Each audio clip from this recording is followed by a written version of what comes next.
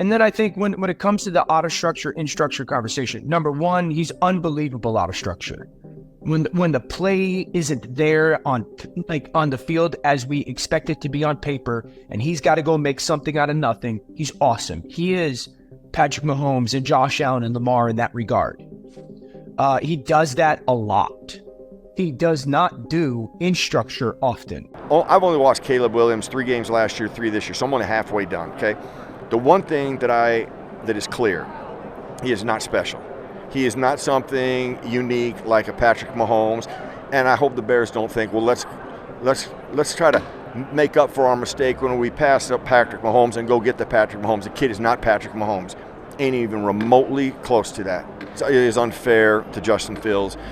He has had new coordinator.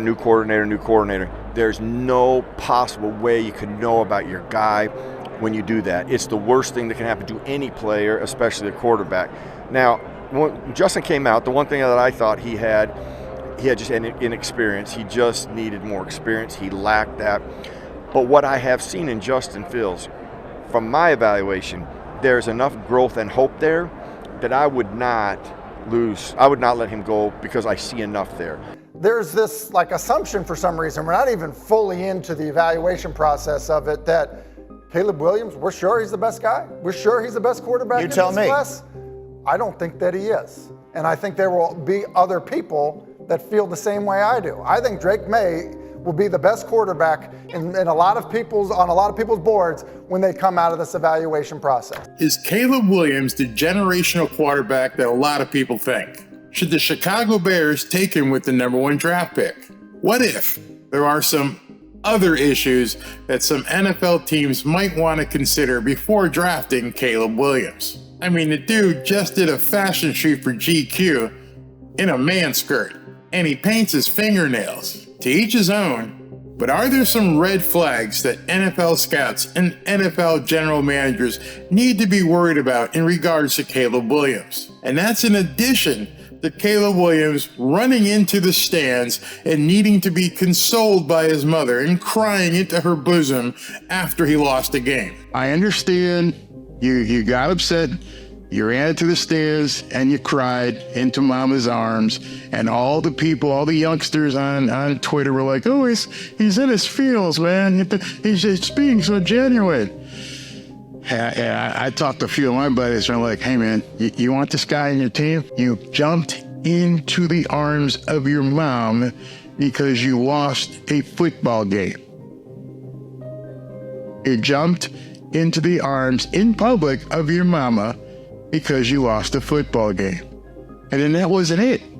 Then you were home or in the locker room or whatever. Then you tweeted, I just want to go home and cuddle with my dog.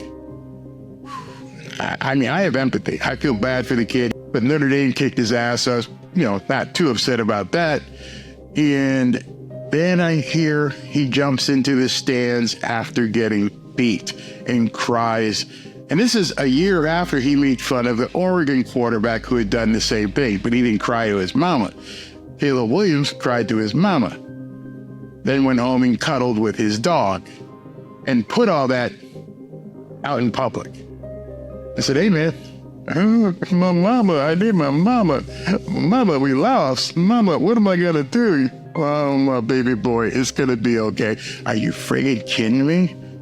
Are you telling me the other kids on the team that didn't give him side eye and said, dude, did you just go up there and sob to your mama because you lost a football game? Is that the age we're in right now, where these kids on social media just break down and cry at the drop of a hat and don't understand adversity and hardship? What are you gonna do when you get into the NFL and Nick Bosa rings your bell and whoops your ass? Or Jalen Ramsey picks you off for 3 times during a game, does a pick 6 on you. Are you going to go to the sidelines and look up in the stands from mama? And say, oh, mama, he intercepted my pass. Oh my God, mama, I don't know if I can take this. You're about to make gazillions. Whoever drafts this guy is going to make him a multi-millionaire. And you gotta be sitting back going, What's going to happen the first time that, he gets his bell rung? What happens if he goes up against Jalen Phillips and Jalen Phillips just knocks his block off? What happens if Sauce Gardner takes one of his passes and goes 6 the other way? Are you going to start crying? I think people really have to look at that. I think you really have to see what kind of intestinal fortitude somebody has if they're willing to jump into the stands because they lost and get coddled by mama. I know Emilio Acho and some other guys are out there saying it was fantastic, it was great. He showed his feelings. We shouldn't stop somebody from showing their feelings. I know Emilio Acho played football. He's a little on the younger side. But when he gets drafted, or it's draft time, the guys that are making that decision aren't 25, 26, and 27. There's going to be some head coaches who've got some, hair in their nuts, and the owners who have to stroke the check are going to say, did you go ahead and vet this guy good? I mean, is everything okay? Is he stable? Because I've never seen quarterback. I've never seen any position player saying, I just want to go home and cuddle with my dog after getting beat. Could you imagine this guy being in Miami? He ain't coming to Miami, but could you imagine him being in Miami or Vegas? And after the game, the guy's like, hey man, let's go hang out. Let's hit South Beach and play around. Let's go ahead and, hit the casino in Vegas.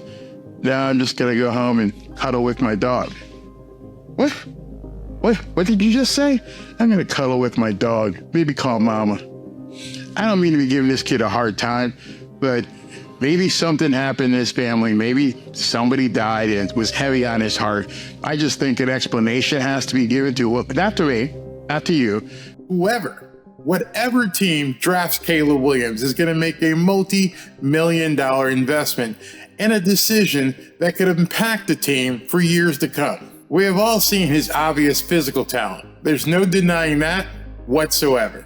But can you really ignore the personal questions that surround Caleb Williams? How will he react to the pressure of being an NFL quarterback?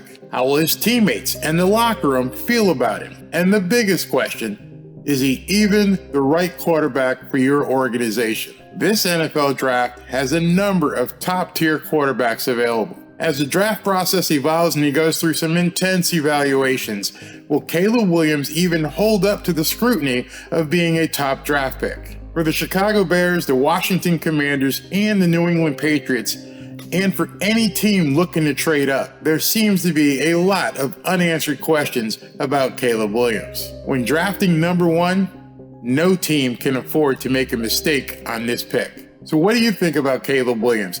Is he a player that you would risk your number 1 pick with? Is he worthy of being the number 1 pick in the NFL draft? I'd love to hear your comments about Caleb Williams and his slot in the NFL draft. Talk to you soon.